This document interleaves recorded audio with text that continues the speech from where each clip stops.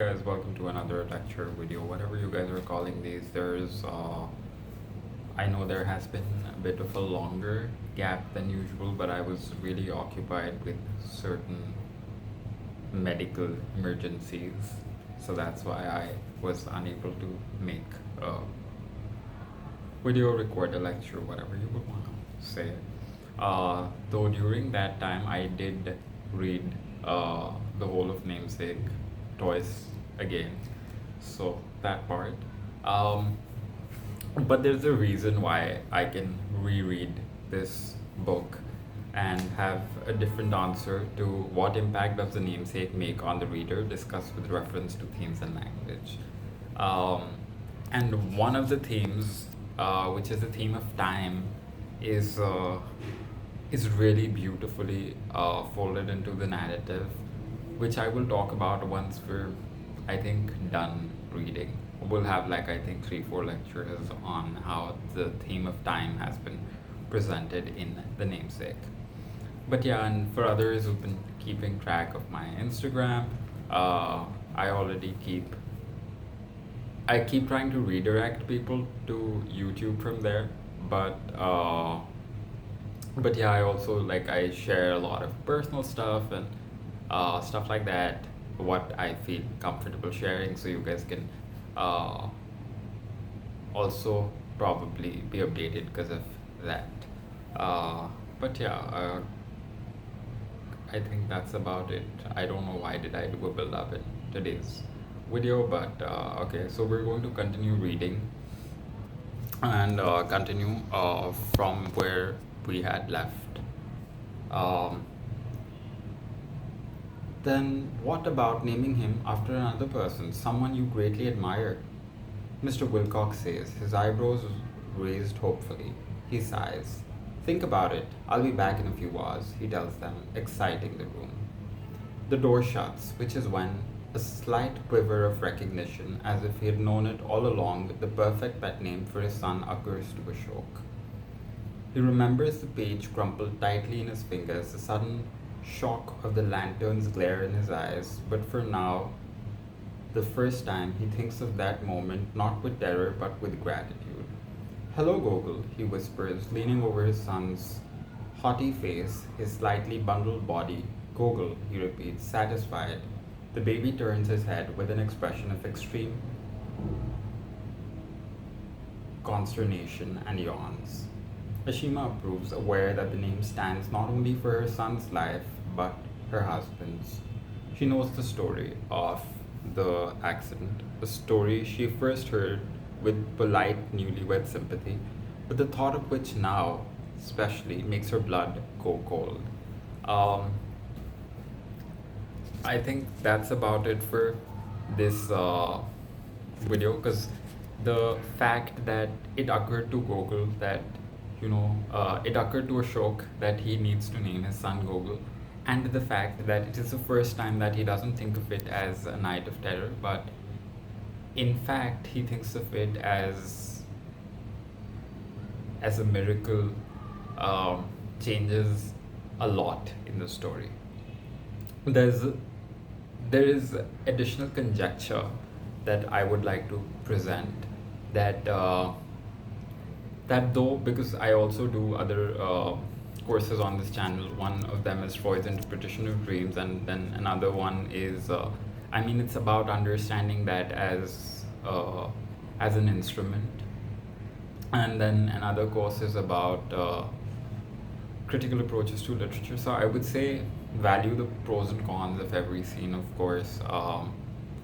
See how it ontologically connects with other scenes, all of that stuff. But one human nature is to try and justify an event that has occurred, and sometimes because that event might be so terrible, also adding value to it, right? No, if this hadn't happened, I may have not been here, so let's just give credit to that bad person or to that bad event or something like that.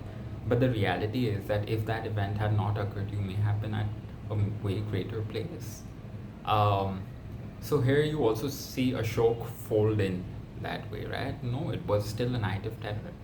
Um, from the people on the train to the driver, to the engineer who was supposed to check the train. Everybody is at fault. Um, but here, if you carefully analyze, you see Ashok's character break in that way or break down that way because there is nothing that he can do about corrupt, evil, or whatever railway officers because of whose neglect this may have happened. Lives are lost, but there's nothing that can be done about those people, right? And a lot of people who were not even perhaps on the train, who were responsible for something, will go on to live their lives and they're free to. But because of them, somebody else suffered. So, also, how we tend to then internally sometimes shift that burden of responsibility, because from here you will see Ashok being a changed man, but you will also, if you look carefully into his character, there's a lot of grief inside, which of course is, I mean, it has no point, but because he's lost years due to that accident, he may have lost out on whatever opportunity due to that accident.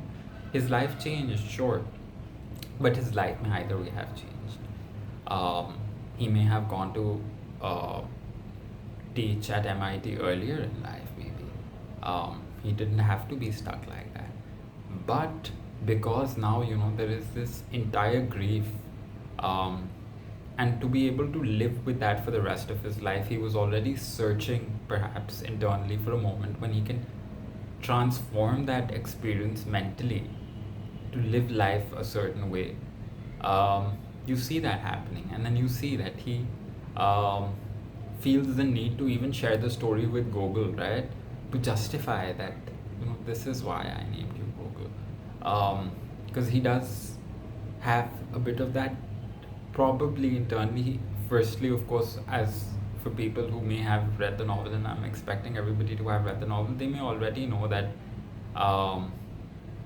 that there was quite a lot of conjecture attached to Gogol's name itself when he grew up, and so he goes on to change it and all of that stuff.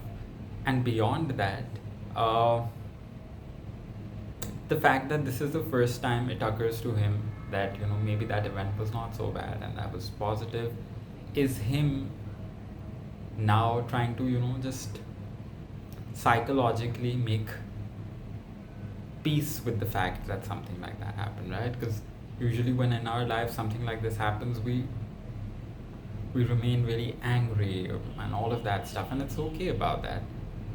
Just like we read that first time his wife heard it, she heard it with a lot of sympathy, but now she knows the story, though he might tell it again and again to her sometimes, right? But after this, we don't hear the mention of this story until he decides to tell the story to his son. So that means somewhere internally to be able to make peace with the fact that, okay, something terrible was done to me, happened to me, and I couldn't do anything about it because it happens in life, right? He justifies that.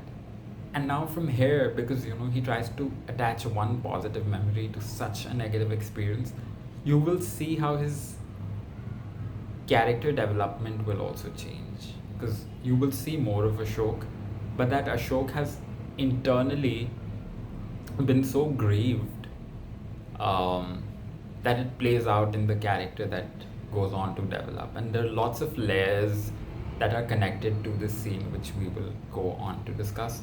I think that's about it for this video. See you guys in another video soon. We'll read ahead. There's of course a lot to discuss just within this scene also, but I want to compare it to the second time now that this story will be mentioned in the story, and that will be when Gogol has really grown up, and Ashok does go on to say that, of course, no, it reminds me of everything that followed after. But him also just saying that after telling a story that he didn't really owe Gogol, right? But he feels the need to tell that because, of course, firstly, subconsciously, I think we all know when we're trying to associate a positive memory to a very negative one, to be able to make peace with that, or to be able to make sense of something terrible. And secondly, obviously, then or actually no, we'll talk about character development when we read the second time the story will be re-mentioned. Until then, guys, please take care of yourself. Don't forget to give me a thumbs up as well as subscribe to the channel. Press the bell icon to stay updated for whenever a new video drops in. And yeah, and see you guys soon in another lecture.